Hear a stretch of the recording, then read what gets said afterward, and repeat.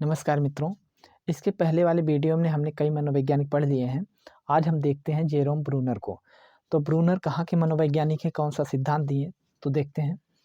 क्या नाम है? Jerome Bruner. जेरोम ब्रूनर कहाँ के मनोवैज्ञानिक हैं? अमेरिका के। कहाँ के? अमेरिका के। दोस्तों, इन्होंने कौन सा सिद्धांत दिया? तो इन्होंने संज्ञानात्मक विकास सिद्धांत दिया।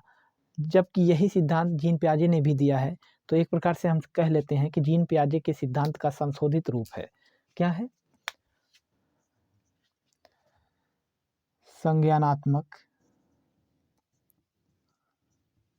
संज्ञानात्मक विकास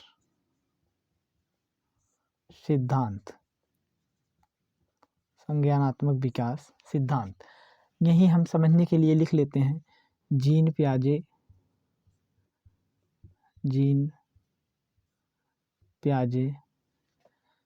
के सिद्धांत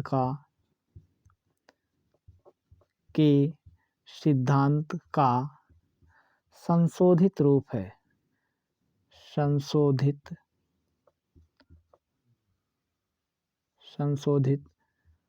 रूप है।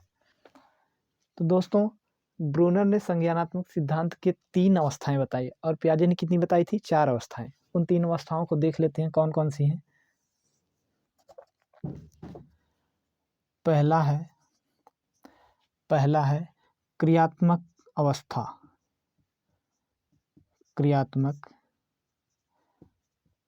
अवस्था। इसको कहा जाता है इनएक्टिव स्टेज। और दूसरी अवस्था कौन सी है? प्रतिबिंबात्मक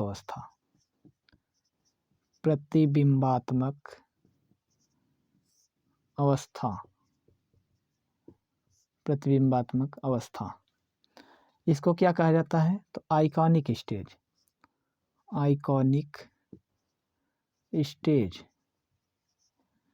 और तीसरी अवस्था कौन सी है? तीसरी अवस्था है संकेतात्मक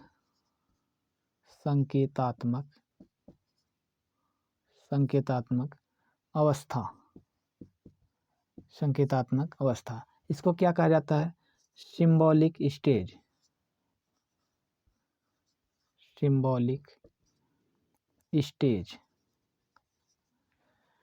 तो दोस्तों, ये तीनों अवस्थाएं थी। इसकी एज देख लेते हैं। एज क्या है? तो एज है इसकी जन्म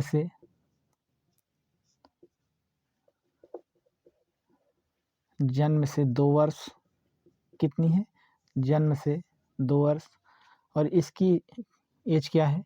2 से 7 वर्ष। और इसकी एज अर्थात इसकी एज क्या है? 7 से ऊपर कह लें या 7 से 15 वर्ष कह लें। 7 से 15 वर्ष। दोस्तों, ये एज थी अर्थात वर्ष थे। अब हम देख लेते हैं इसकी विशेषताएं क्या है। तो इसको नाम से ही प्रतीत हो रहा है, शारीरिक गामक क्रियाएं होती हैं। शारीरिक गामक क्रियाएं होती हैं। और शारीरिक गामक में होता क्या क्या है? जैसे हाथ पैर का चलाना, भूख लगने पर क्रंदन करना, रोना चिल्लाना,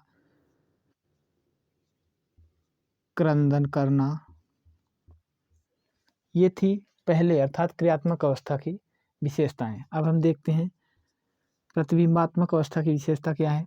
दोस्तों, इसी अवस्था में भाषा आती है अर्थात भाषा का महत्व होता है। भाषा का महत्व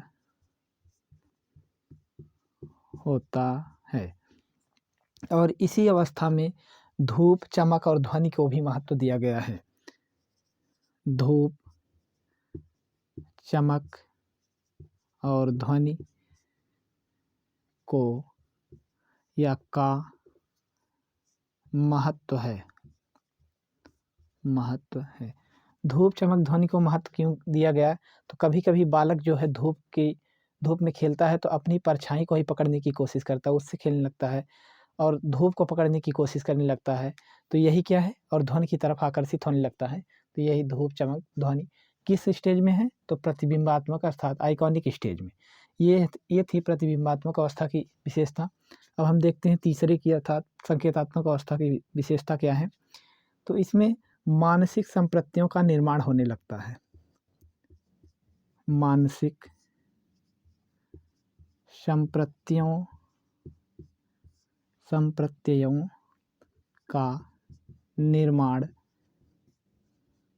होता है, अर्थात बच्चा विचार करने लगता है, तथ्यों के बारे में समझने लगता है, उसके बारे में चिंतन करने लगता है। और इसी में पूछा जाता, कभी कभी पूछ लेता है कि ब्रूनर के किस स्टेज में अमूर्त की सोच उत्पन्न होती है।